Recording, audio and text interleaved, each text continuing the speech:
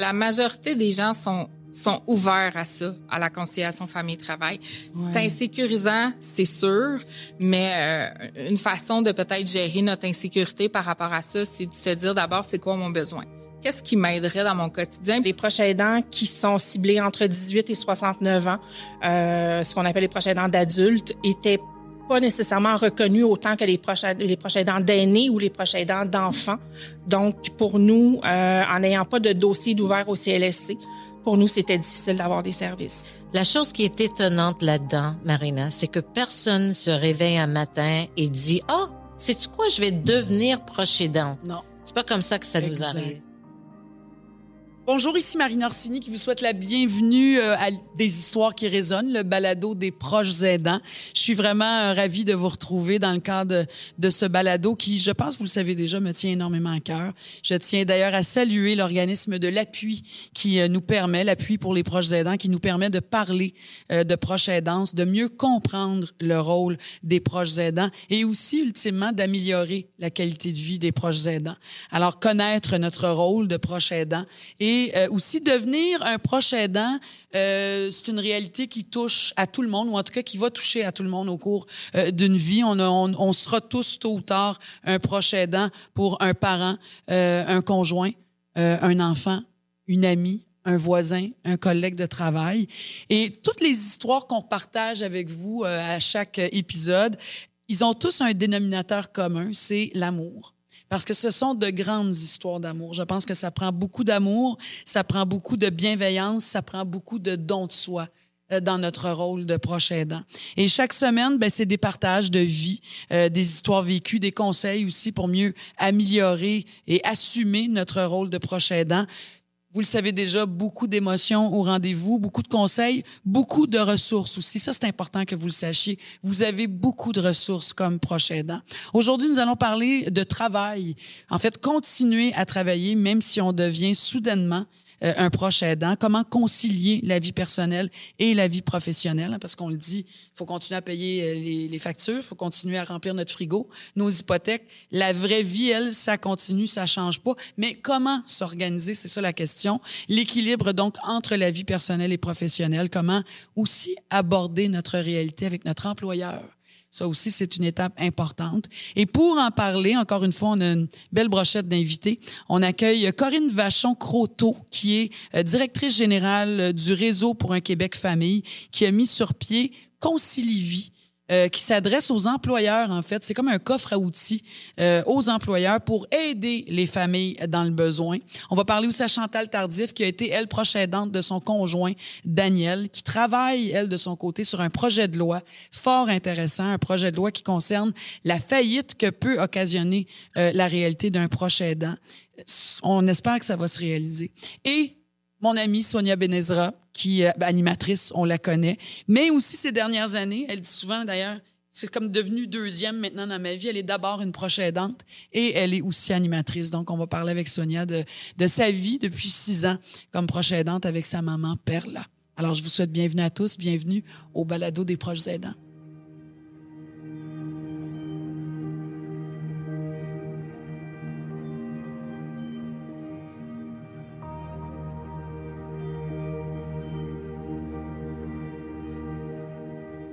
C'est toujours un grand privilège pour moi de me retrouver derrière ce micro pour parler de proche aidance.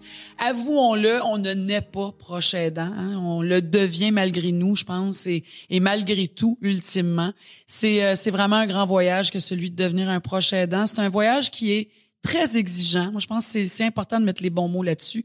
Mais ça peut aussi être un voyage enrichissant, positif, accompagné par des services qui font toute la différence. Puis les services, ils existent, c'est ça l'important. C'est que vous compreniez puis que vous sachiez qu'il y a beaucoup de services qui existent. Aujourd'hui, notre thématique, c'est « Je dois continuer à travailler ». Donc, une réalité à laquelle on n'échappe pas quand on tombe malade ou quand un membre de notre famille tombe malade. Et malgré tout, et peu importe, la vie continue. Les réalités de la vie continuent. Alors, comment s'organiser? Comment y arriver? Il y a Corinne Vachon-Croteau qui est avec moi aujourd'hui, qui est directrice générale du Réseau pour un Québec famille. Bienvenue. Bonjour, merci de l'invitation. Ça me fait très plaisir. Vous avez mis sur pied l'initiative Concilivie. Concilivie, conciliation, travail, famille, c'est votre spécialité et ça s'adresse aux employeurs. On parle aux employeurs. Dites-moi, c'est quoi Concilivie? C'était quoi l'idée derrière ce projet-là? Oui, tout à fait. En fait, au Réseau pour un Québec famille, nous, on est préoccupés par l'amélioration de la qualité de vie des familles. Puis ce qu'on a remarqué, entre autres, dans le cadre d'un grand sommet de la famille, c'est que dans les enjeux principaux qui concernent les familles, il restait la conciliation. Fait qu'on s'est dit, comment est-ce qu'on peut être proactif puis agir pour aider à faire changer les choses? Ouais. C'est comme ça qu'on a créé Concilivie.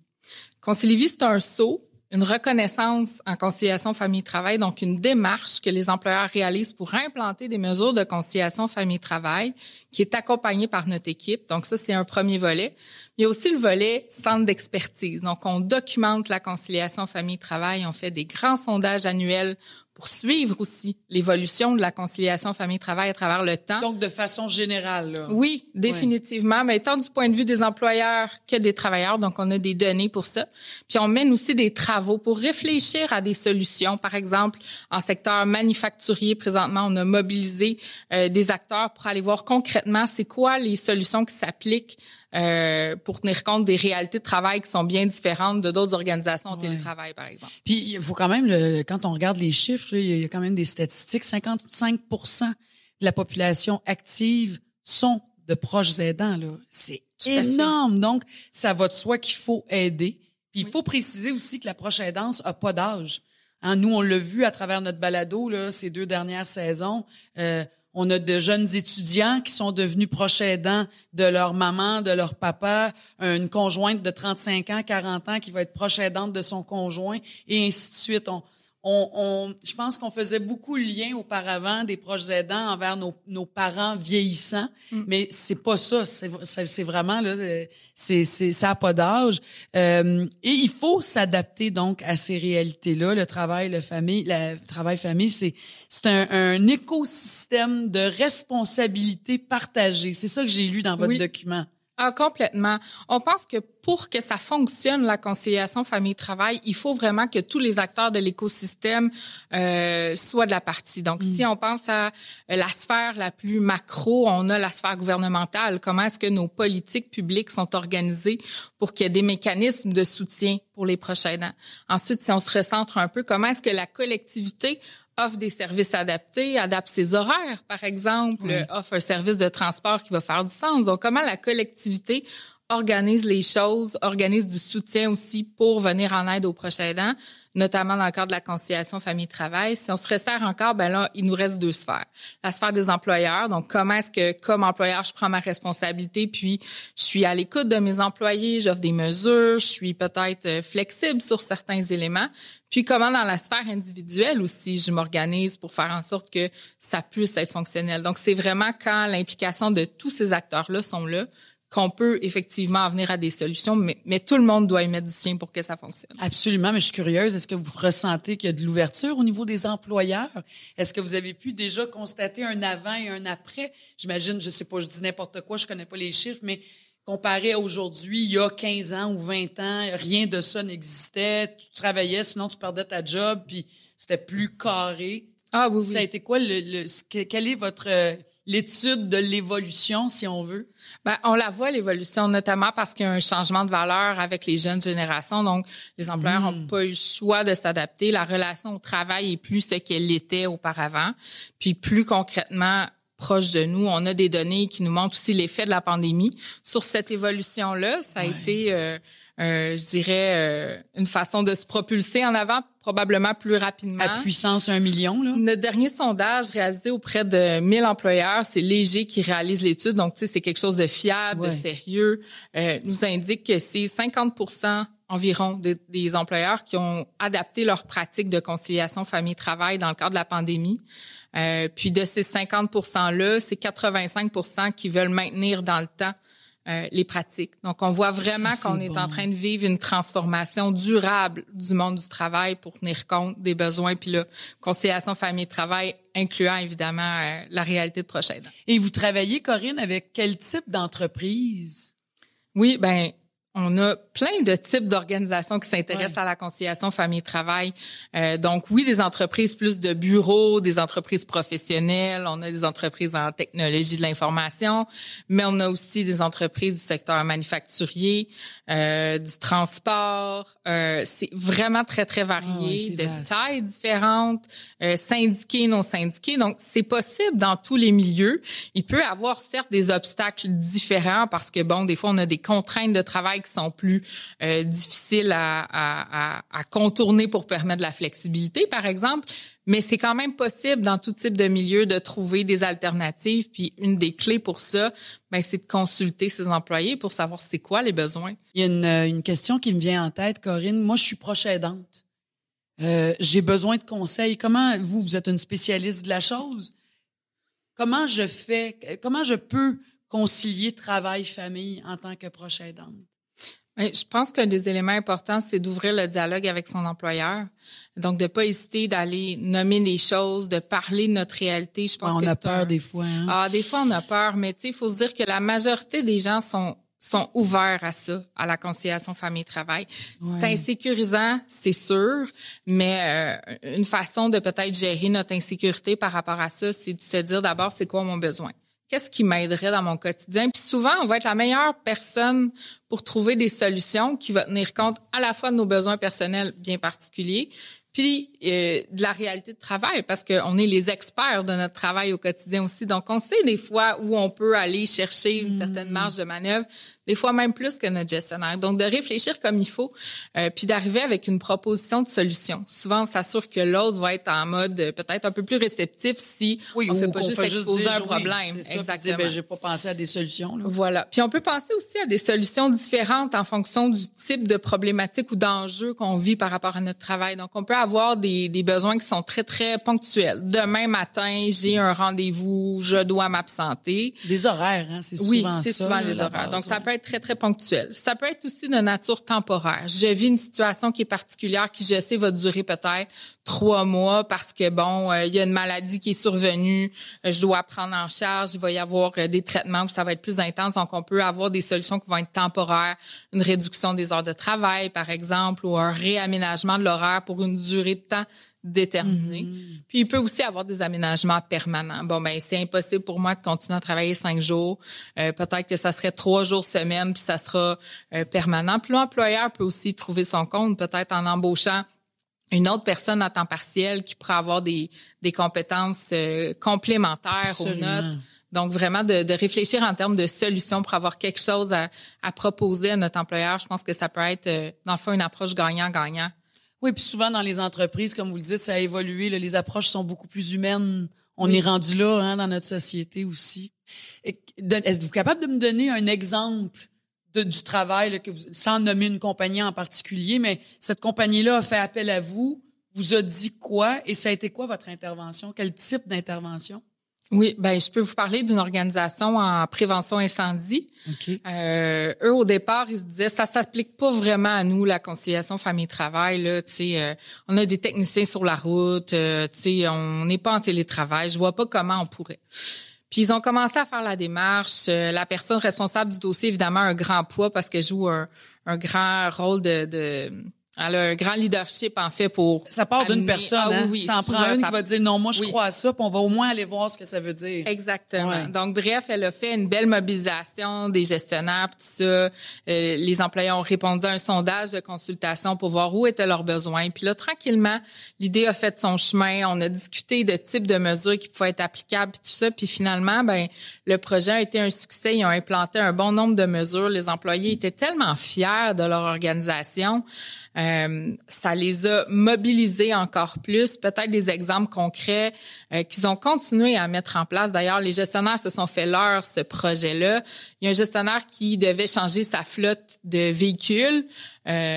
Puis, ils ont dit, ça n'a pas de bon sens, nos véhicules, ils ont juste 2 places. Fait comment le parent qui véhicule son enfant matin et soir, s'organise, ça veut dire qu'il doit retourner à la maison, changer d'auto. Fait qu'on va choisir un autre modèle de véhicule tant qu'à les changer pour faciliter la vie des parents. Donc ça, ce n'est qu'un exemple. Puis quand on est proche aidant, bien évidemment, on peut être amené à avoir ce type de préoccupation-là, de dire j'ai des rendez-vous, je dois facilement pouvoir aller chercher mon enfant, l'amener à son rendez-vous particulier, suivi médical ou quoi que ce soit. Puis au niveau des entreprises, je veux dire, évidemment que c'est rassurant auprès des employés qui savent que leur employeur a certaines mesures en place pour les aider. Puis moi, je pense que ça peut juste être positif pour l'entreprise. Ah oui. Une entreprise, je veux dire, les employés qui sentent que son employeur prend soin de lui, va vouloir te donner plus en retour.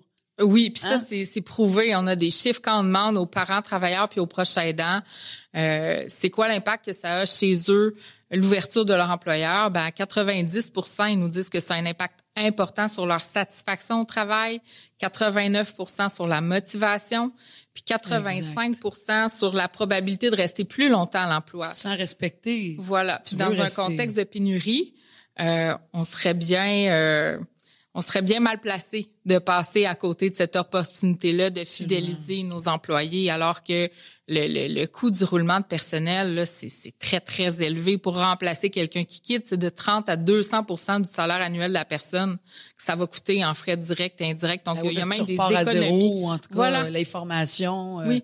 Comment on fait, Corinne, pour implanter Concilivie dans notre environnement de travail? Les employeurs qui nous écoutent, les employés qui nous écoutent puis qui vont vouloir en parler à leurs employeurs. C'est quoi la procédure? Est-ce que c'est compliqué? Non, c'est pas compliqué. On a des outils qui sont en place, qui font partie de la démarche. On a du soutien personnalisé aussi. Donc, il y a quelqu'un de spécialisé en gestion de ressources humaines qui vous accompagne tout le long du processus. Donc, il suffit de se rendre sur notre site Internet, d'ouvrir un dossier, puis à ce moment-là, on part la démarche. Là, c'est vraiment la consultation des employés, puis ensuite l'adoption d'une charte de conciliation famille-travail qui va vraiment détailler l'ensemble des mesures disponibles, parce que ça, je pense que c'est un point important à mentionner. On a beau avoir des mesures, l'important aussi, c'est de les formaliser. Vous le disiez un peu tantôt, pour se sentir à l'aise d'utiliser les mesures pour savoir à quoi on a droit. Mais il n'y a rien de mieux que d'avoir un document qui écrit les choses noir sur blanc. Absolument. Alors, concilivie.com. C'est assez facile. On va mettre tous les détails de toute façon sur le site de l'appui.org. Merci infiniment, Corinne Vachon-Croteau. Merci d'être venue nous rendre visite. Ça a été un plaisir. Merci beaucoup. Ouais, pour un bel éclairage.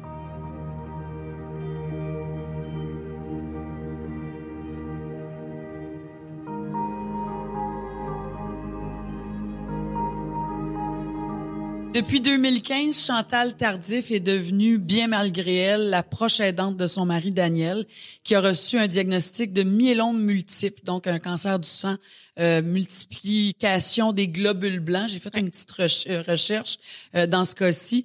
Merci, Chantal Tardif, d'avoir accepté notre invitation. Ça me fait plaisir, Marina. Pour venir nous parler aujourd'hui.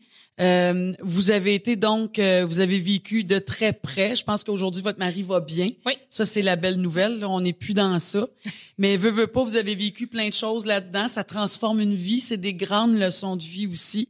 Puis la maladie, on le sait tous, ça nous tombe dessus comme une bombe. Hein? Mm-hmm. Tu sais, le cliché de l'image à la télé, le fauteuil qui renverse. Puis, mon Dieu, oui.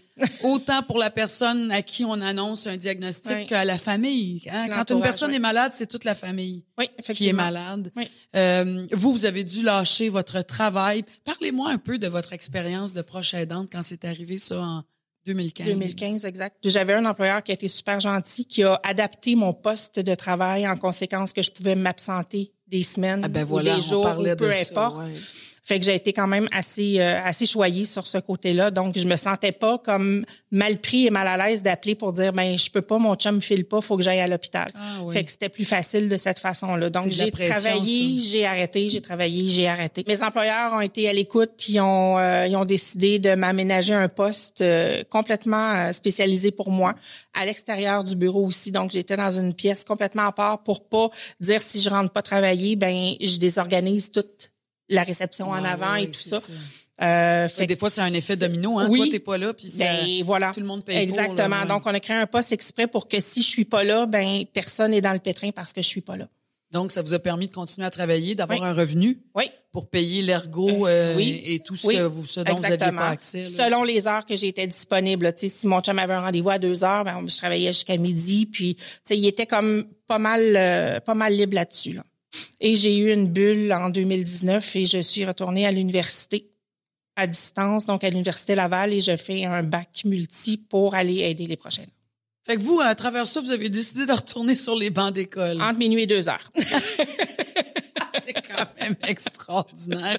Vous le dites, vous avez dû lâcher votre travail à plusieurs reprises. Vous dites aussi qu'à cette époque-là, puis ça fait pas tellement longtemps, là, on parle de 2015, que la bureaucratie était difficile, en fait, pour les proches aidants. Oui, exactement. Les proches aidants qui sont ciblés entre 18 et 69 ans, ce qu'on appelle les proches aidants d'adultes, étaient pas nécessairement reconnus autant que les proches aidants d'aînés ou les proches aidants d'enfants.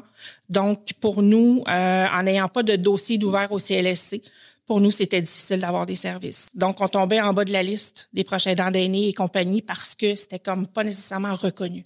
Donc, si je ramène ça à votre réalité dans votre maison, là, comment vous avez réussi à vivre ça? C'est quoi les ressources que vous avez été chercher? Je me suis débrouillée, j'ai investi, j'ai payé la physio moi-même, j'ai payé la réadapte à mon chum, j'ai arrangé la maison en conséquence, tout à mes frais.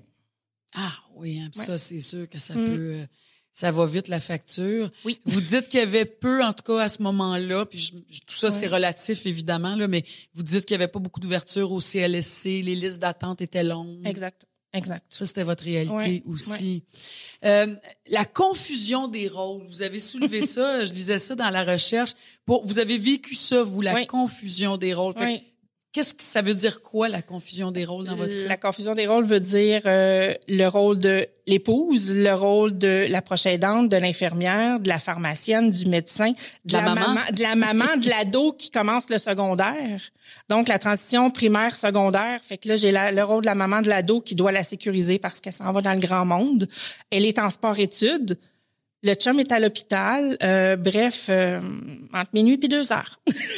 Est-ce que vous avez eu, vous êtes dans le recul de ça quand même, mais si vous vous plongez dans le passé, est-ce que vous avez eu des grands moments de découragement, de quasiment on décroche, là, c'est comme on ne sait plus où donner de la tête? Oui, une chance, j'avais mes parents qui étaient là pour nous aider beaucoup et un couple d'amis, Pierre et Julie, qui nous ont aidés là, depuis ce temps-là. Là. Ils venaient m'aider à faire l'entretien ménager à la maison. Tu sais, faire le gazon, faire le déneigement, faire la vaisselle, laver les lits, juste ça, là, c'est de la job. Là, fait qu'eux ont été beaucoup là pour nous aussi.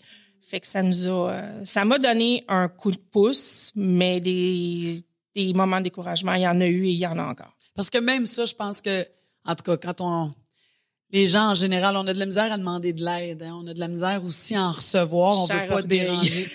C'est qu'on veut pas déranger. C'est ça. Hein? Puis on pense qu'on peut tout gérer, puis qu'on porte tout ça à bout de bras, les superwomen, les superman et compagnie. Mais on est un peu sur un plateau d'adrénaline. Tout le temps, oui. Tout le temps. Fait en quelque part, pour nous, c'est normal. Mais quand on arrête, c'est là que ça nous frappe un peu plus.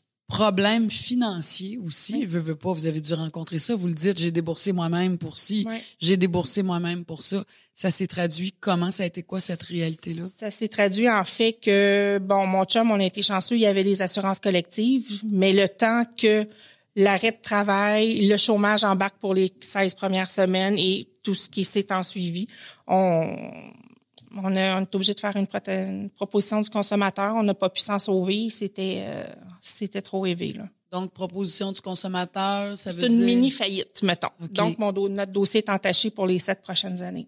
OK. Et là, je vais faire le lien. Vous êtes retourné à l'école, donc parce que toute cette réalité de vie-là vous a aussi inspiré à vouloir aller plus loin puis aider son prochain parce que ça vous a manqué, en fait, dans votre propre réalité. Exact.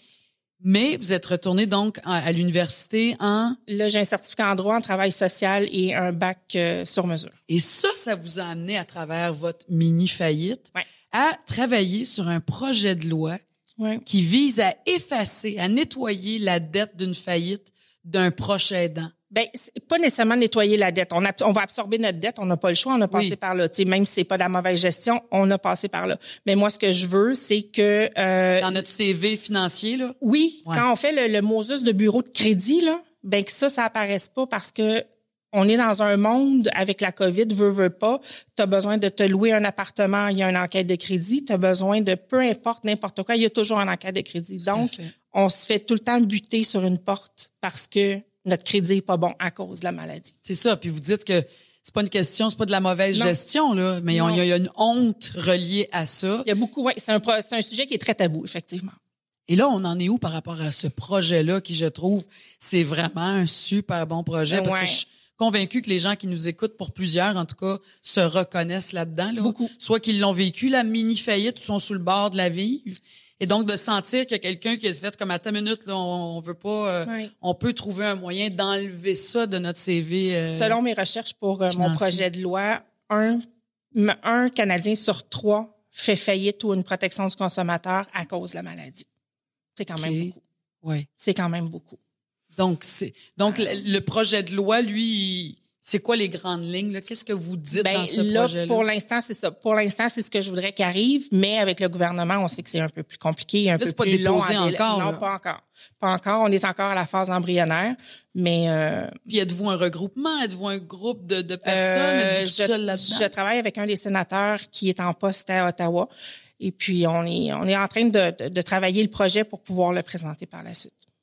Et là, ça sent-tu bon? Pensez-vous que dans la prochaine année, 2, 3... J'aimerais ça. Je suis tenace. Parce que là, ça fait un petit bout de temps que vous travaillez là-dessus. Oui. Ça fait combien de temps? Ça fait 1 an et demi, là. Puis c'est ça. J'ai de la difficulté à rentrer dans la roue, là. C'est difficile, là. Mais je suis tenace. Est-ce que vous sentez qu'il y a une ouverture quand même? Absolument. Donc, ça a du sens, ça fait du sens. Oui, mais avec la sapristi de COVID.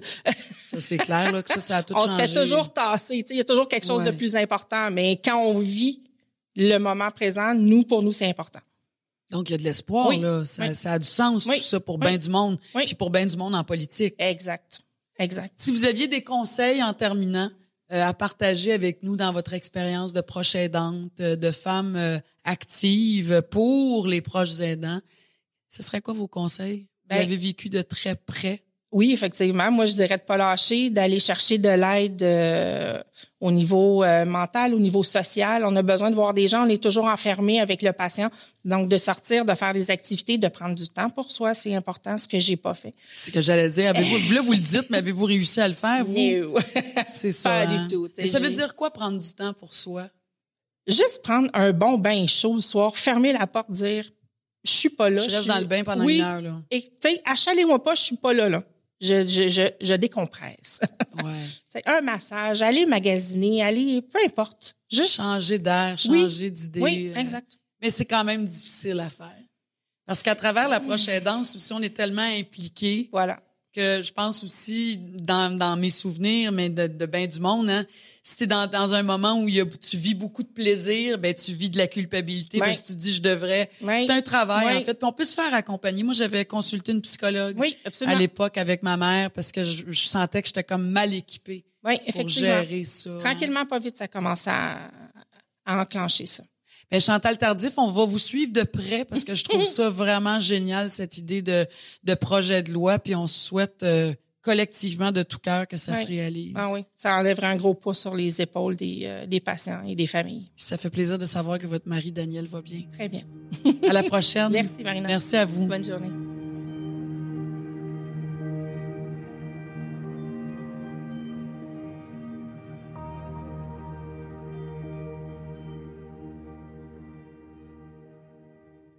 Depuis qu'elle est arrivée, qu'on rit, quel plaisir. On se connaît depuis fort longtemps. C'est une fille que j'adore, une fille que je considère une amie, un peu une sœur même, je dirais. On s'est toujours beaucoup encouragés dans nos projets respectifs et elle a accepté spontanément quand je lui ai lancé l'invitation de venir nous parler de sa vie de proche aidante auprès de sa maman, Perla, depuis 6 ans, Sonia Benezra. Oh, Marina, merci pour cette gentille présentation. Je t'aime beaucoup et tu le sais. Ah oui, mais c'est vrai. Écoute, Sonia, je pense qu'on s'est connus, j'avais 19 ans. C'est pas possible. Mon Dieu, que tu venais régulièrement à mon émission, à mon quotidien. Ouais. Mais quand tu arrivais, c'était comme le following fidèle qui était toujours là pour toi. Et depuis, on se croise de temps à autre. On s'écrit. Oui, On se lance des messages, je pense à toi, Oui. Moi, quand ma mère était malade, Oui, maintenant, Marina. écoute, 6 ans avec ta maman, Sonia. Oui, 6 ans, c'est... La chose qui est étonnante là-dedans, Marina, c'est que personne se réveille un matin et dit « Ah, sais-tu quoi, je vais devenir proche aidante. » Non. C'est pas comme ça que ça nous Exact. arrive. Mais C'est vrai. Ça m'a beaucoup touché quand j'ai lu la recherche que tu as fait avec la recherchiste. Tu dis « Je ne suis plus une proche aimante, Oui, mais une proche aidante. » oui. Mais en fait, t'es tout ça à puissance 1 million, là. Oui, je suis une proche aimante et je pense qu'il faut l'être aussi pour faire ça. Tellement! Et je veux juste dire même avant que je ne juge personne qui se sent pas capable de le faire. Oui. Parce que c'est énorme comme tâche. Et on le sait pas quand on commence. Dieu merci. C'est une façon de nous protéger, je trouve. Mais ma mère a eu tellement d'épreuves dans sa vie que l'exemple qu'elle me donne m'aide beaucoup à traverser tout ce que j'ai à faire avec elle. C'est-tu trop indiscret de te demander, Sonia, c'est Oui. quoi les épreuves que ta Oui. mère a vécues? Je suis curieuse parce Oui. que je t'ai souvent entendue Oui, en entrevue. oui. Ma puis- mère a eu un cancer, tu sais, à l'âge de 70 ans, un cancer du sein. Et ça a bien été, tu sais, je me rappelle comme si c'était hier. Je me rappelle quand on était, tu sais, c'était moi et mes sœurs qui sont allées chez ma mère à Laval pour lui annoncer la nouvelle que les résultats sont arrivés. Ok. Le docteur nous avait appelés. Là, ça fait combien d'années? Ça fait déjà 23 ans. Donc, ta maman a 93 ans? 93 ans, Mon ma Dieu, elle chérie. les fait pas. Donc, Oui. un cancer Oui, du sein un cancer à du sein. 70 ans. Et ça a super bien été. Elle a pris comme si on lui disait que, tu sais, bon, il faut faire ça. Puis elle a dit, OK, on y va, let's go. On allait faire ses radiothérapies, etc. Elle a été quand même chanceuse parce qu'on l'avait trouvée à temps. Faut dire que ma mère a eu des épreuves, mais il y a toujours un élément de chance dans la malchance. Elle s'est très bien en sortie du cancer du sein. On allait régulièrement, j'allais avec elle pour ses traitements, etc. Tous les suivis. Oui, après, tous les ouais, suivis. ouais. Il y a eu des petites choses au cours des années. Ma mère est diabétique, comme sa mère l'était, etc. Ses sœurs aussi. Et puis, au cours des 6 dernières années, ça fut une explosion d'épreuves que je sais même pas par où commencer, mais elle a été diagnostiquée il y a 6 ans avec un autre cancer du col de l'utérus. OK. Et encore une fois, on l'a pris à temps. Alors, ma mère, avec son petit rouge à lèvres rouge et son petit foulard en soie, on allait tous les jours au Jewish General Hospital. On les salue. On Oui, était là avec oui, ma mère aussi. Oui. On les Ils salue. ont fait un travail extraordinaire et on allait pour ces traitements tous les jours. Mm. Et je ne vous donnerai pas tous les détails, mais durant cette période, ma mère a été frappée par une porte tournante. Carrément, une vraie porte Oui. tournante, là. Oui. OK. Et ça a changé nos vies. Ma mère s'est jamais relevée. Ma mère a été obligée de subir une opération immédiate pour, tu sais, parce qu'elle s'est cassée tout un côté. OK. Et il a fallu arrêter ses traitements de cancer. Et puis, il fallait qu'on se concentre sur la jambe. Et depuis, ma mère est en fauteuil roulant. C'est Mais ça. entre ça, il y a eu aussi que, tu sais, il fallait retourner, tu sais, pour les traitements et en ajouter, réapprendre un petit peu à marcher, que ça n'a jamais donné. Et puis là, elle n'a pas 50 ans, là. C'est ça. Elle n'a jamais pu marcher, alors elle est en fauteuil roulant. Et aussi une perte de vision très importante. Ouais. Parce que ma mère, elle a aussi eu de la glaucome and macular degeneration. Alors, elle était Dégénérescence. obligée d'avoir des injections régulièrement. Au cours de cette période, maman a perdu la vision complètement dans un œil et elle a 20% dans l'autre œil. C'est très difficile de voir tous ces petits changements chez elle. Mais la- c'est énorme, là, les c'est deuils, la liste oui, de la deuils liste, oui. et d'épreuves. Je le dis et je suis encore plus impressionnée par ma mère parce que la beauté chez ma mère, c'est qu'elle est sereine dans son état. Elle Ouais. n'a jamais dit pourquoi moi. Je l'ai jamais entendu dire ça. Jamais, jamais, jamais. Et moi, je Fascinant. pense que je pense que j'aurais été fâchée. Il y aurait eu des moments de colère. Ce que je n'ai pas vu une seule fois avec ma mère. Je pense que ma mère aussi, je la connais différemment maintenant, Marina. C'est pas la même relation que j'avais avec ma mère avant. J'allais te poser la question parce Non. que moi aussi, je l'ai vécu avec ma Oui. mère. Ça a été quoi la femme que tu connaissais Ah. ou plutôt la femme que tu as découvert Oui. ces dernières années, Sonia? Ouais, j'aime beaucoup la femme que je découvre aujourd'hui et je pense que ma mère est est très spécial dans le sens que à l'époque, moi, quand je travaillais fort et tout ça, ma mère a travaillé pendant, 40 ans ici, sur la rue Chabanel. Elle était couturière, Elle était designer, oui. Elle était designer de mode. Elle est allée à l'école tous les soirs pour apprendre son métier. Elle avait un don. Elle le savait, mais elle voulait comprendre. Alors, elle allait à l'école. Je ne sais pas comment on a eu un repas chaud à tous les soirs. Elle prenait un autobus et le métro avec mon papa à l'époque, les hivers, les gros hivers. On n'avait pas de voiture.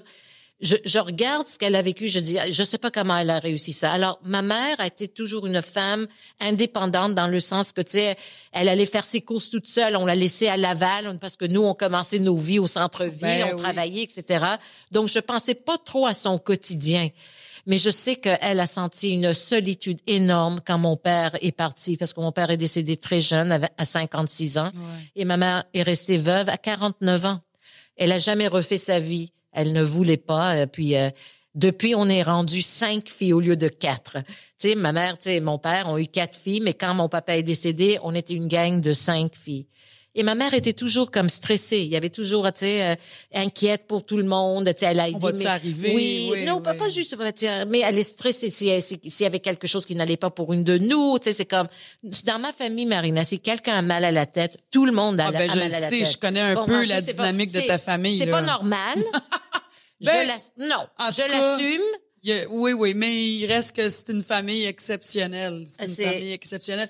Mais qui as-tu découvert? Donc, tu parles de la femme jeune, la veuve qui a été veuve jeune avec ses enfants. Oui. Maintenant, tu as découvert la dame plus âgée. Oui, ma mère est adorable. Ma mère est drôle. Ça s'appelle Perla. Oui, c'est une ma mère est drôle. Sa personnalité a changé aussi, hein, Marina. Il y a certaines choses. L'abandon a fait que ma mère est une autre personne. Est-ce qu'il y a moins de feu? Y a-tu plus de douceur? Parce que j'ai l'impression que ta mère avait beaucoup de feu, non? Elle avait beaucoup de feu, mais elle était toujours très douce. Beaucoup de compassion, beaucoup de... je suis qui je suis à cause de certaines leçons de vie qui sont excellentes et d'autres que, je trouve, bon, on fait de moi qui je suis, mais j'aurais changé certaines choses. Comprends-tu? Mais c'est vrai, parce que chez nous, Marina, c'était les autres avant. La visite venait chez nous, on donnait notre lit, le meilleur morceau de gâteau, c'était pour la visite. Bien sûr, donc, dans ma tête, j'avais toujours quelque chose d'inculqué, que les autres étaient meilleurs et qu'il fallait donner plus aux autres. Alors, moi, j'ai jamais été aussi gentille avec moi-même que je l'ai été avec les autres. Absolument. Et ça m'a pris des années à apprendre ça. Puis j'en ai eu des discussions comme ça avec ma mère. On a parlé de toutes sortes de choses, mais elle venait du même environnement. C'est sûr. C'était jamais elle en avant. C'était toujours c'est les mêmes racines. Oui, même chose. Mais dis-moi, à travers ça, à travers ton rôle de proche aidante, à travers ta vie, ton quotidien avec ta mère, je sais qu'il y a une de tes sœurs qui... Esther. Les deux, hein? Je tiens à souligner ma sœur Esther parce que ce qu'elle fait là... Vous êtes un duo, là. On est un duo, oui. Est-ce que ta mère a eu... Comment elle a réagi, elle, au fait que vous deveniez ses proches aidantes? Elle a-tu refusé ça? Parce que c'est des femmes qui portent... Non. Qui mènent large. Moi, ma mère était comme ça, qui demandent jamais de l'aide, qui font tout. Non, Marina. Elle s'est laissée porter, elle se laisse C'est pour ça que je dis, ma mère n'a jamais eu l'habitude du sentiment de l'abandon. Elle a toujours été comme ça. Elle a pensé, qu'est-ce qu'il faut faire, comment je peux faire. Là, c'était comme elle n'avait pas le choix. Tu ne peux pas te lever. Comment est-ce que tu peux ne pas permettre à quelqu'un de t'aider? Donc, tout d'un coup, c'était comme ses épaules qui descendaient, puis moi, j'ai appris à faire des choses que je n'ai jamais pensé être capable d'apprendre. Oui. Tu as une maîtrise en médecine. Je peux devenir un docteur demain matin. Moi aussi, je peux être une infirmière, je te le jure. Et psychologue. Oui. Chef, cuisinière, tout. Alors, je sais masser les jambes, je sais, quels médicaments. Je peux pas ma mère est obligée d'avoir des injections. C'est ma sœur qui fait les injections. On a des tâches différentes. Oui, mais parle-moi, c'est quoi votre quotidien? Ma pauvre sœur Esther, elle a les tâches, c'est elle qui est en charge des médicaments, les rendez-vous, chez le docteur. C'est elle qui donne les injections. Et moi, je suis celle qui donne le bain, qui coupe les cheveux, qui fait les manicures, qui prépare le souper à tous les soirs, qui joue aux cartes avec ma mère, qui écoute les films en noir et blanc. Même si elle voit pas bien. Non, on écoute des films 2 fois minimum par semaine, Marina, je te le jure. J'enregistre tous les films noirs et blancs que moi j'ai adorés et que elle aussi. entre autres avec Bette Davis et Joan Crawford, toutes ces actrices et toutes les robes qu'on regarde.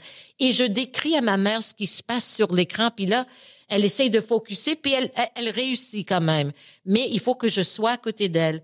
Et est-ce qu'elle elle vous le dit, Sonia, la chance qu'elle a de vous avoir? Elle nous bénit à tous les soirs. Moi, tu sais, quand je vais dormir, j'ai comme un moton dans la gorge parce que ma mère nous bénit à tous les soirs. Littéralement, là. Littéralement. Je vous bénis, mes enfants. Oui, littéralement. En espagnol, c'est comme...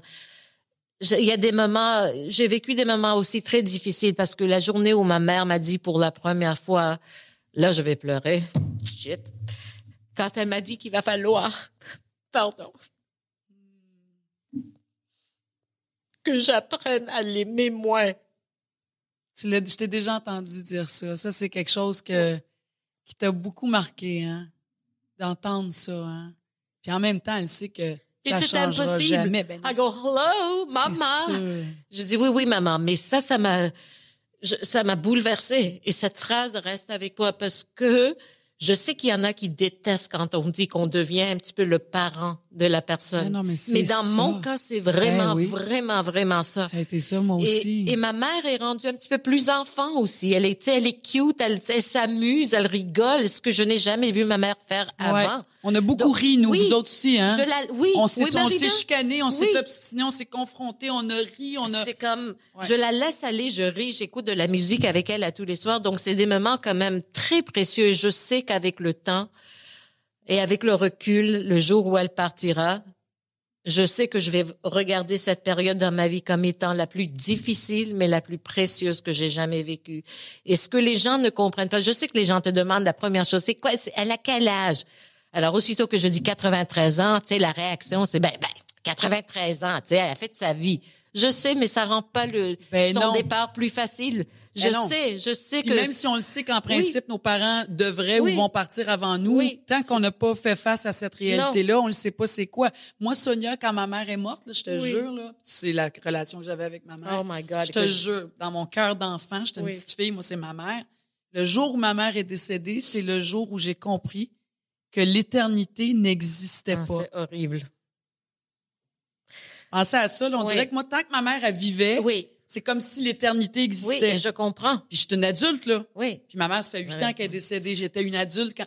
Mais c'est pas grave, ça nous ramène à l'enfant en nous, l'enfant qu'on est. Nos parents, c'est l'enfant. Fait qu'on pense quand même s'ils sont malades, qui partiront jamais. C'est exactement ça. C'est comme si c'est pas logique à quelque part dans notre Et tous les soirs, je dirais pas tous les soirs, mais plusieurs fois par semaine, je dors avec cette crainte. Est-ce que ça va être demain? Est-ce que ça va être la semaine prochaine?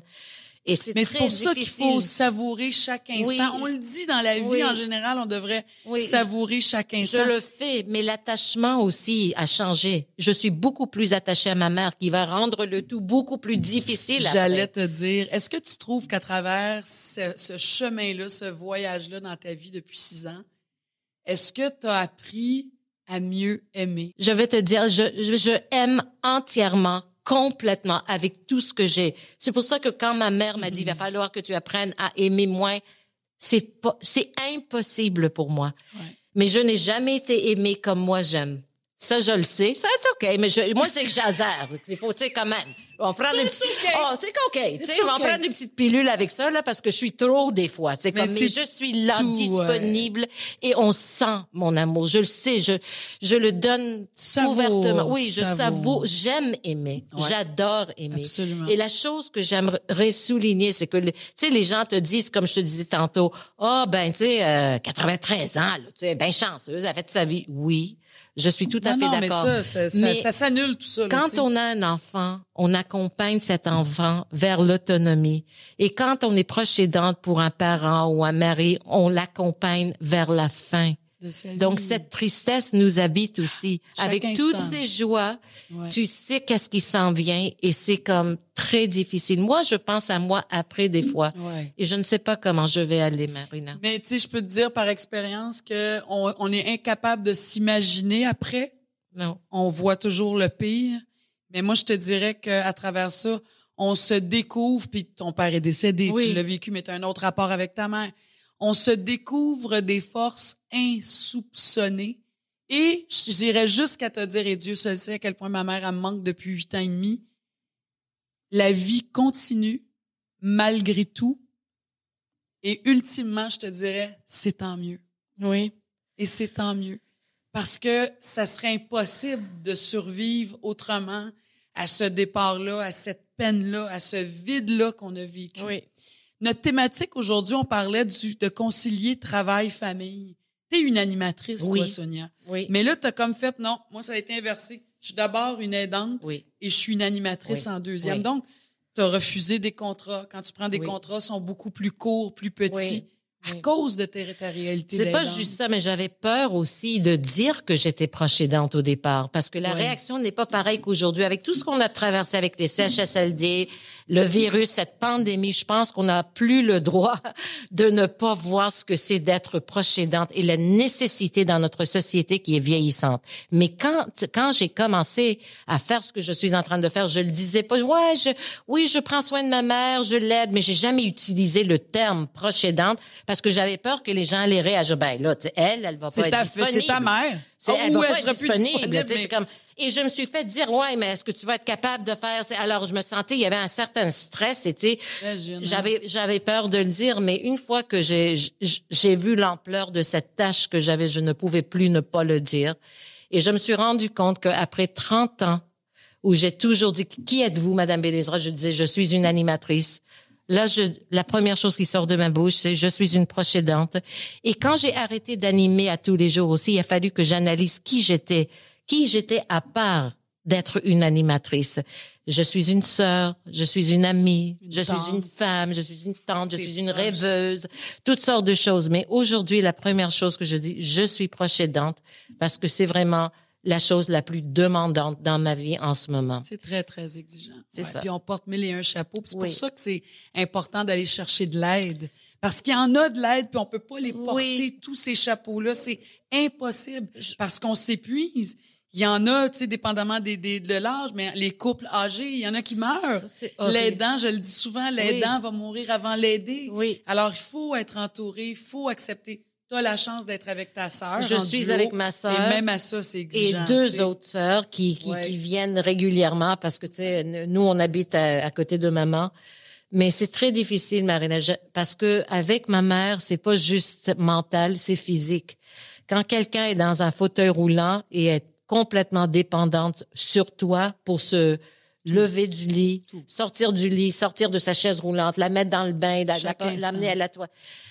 Vraiment, là, il y a des fois là où je me vois dans le miroir, là, tu sais, avec ma couette, avec un clip dans mes cheveux, tu sais, un t-shirt, là, tu sais, et je me regarde et je me dis, c'est qui ça? Ça me prend des fois quelques secondes. Je me reconnais pas des fois. Ben, c'est que t'es aussi C'est ça. Alors, j'ai On dit, est aussi OK. ça. Et moi qui ne sortais jamais sans mon petit maquillage et arrangé, tu sais, même C'est dans mon secondaire maintenant. Oui, Ben maintenant oui. c'est le clip dans les cheveux. Les gens, tu sais, quand ils rentrent dans l'ascenseur avec moi, je dis, hey, faites semblant que je suis pas là, ok C'est comme parce que tu sais, ils vont te voir à la télé la veille là, puis ils vont, tu sais, le lendemain, tu sais, en Hey, moi, je l'ai sweatpants. vu hier, t'as dit qu'elle t'a pas arrangé, C'est puis elle ça. faisait Je dis, dur. je m'imagine les conversations dans mon immeuble. Mais Des non, fois, mais je me Sonia, au contraire, moi, je pense que les gens apprécient. Puis c'est ce qui fait que les gens savent que t'es proche d'eux, puis qu'on est comme Whatever, eux autres, Annie. puis qu'on Qu'est-ce a que les je peux mêmes faire? vies. On vit les mêmes Oui. affaires, peu importe Oui. qui on est. Oui. On s'entend-tu que ça nous ramène Exactement. à ça?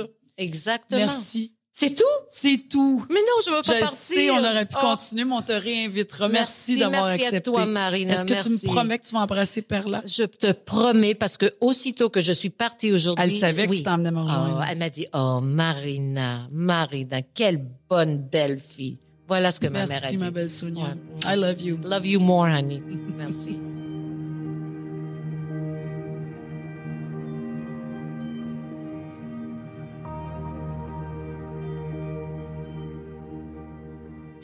Ben, c'est ici que se termine notre balado d'aujourd'hui. Quel bel épisode encore. Merci à nos invités, Corinne Vachon-Croteau, Chantal Tardif, Sonia Benezra. Merci.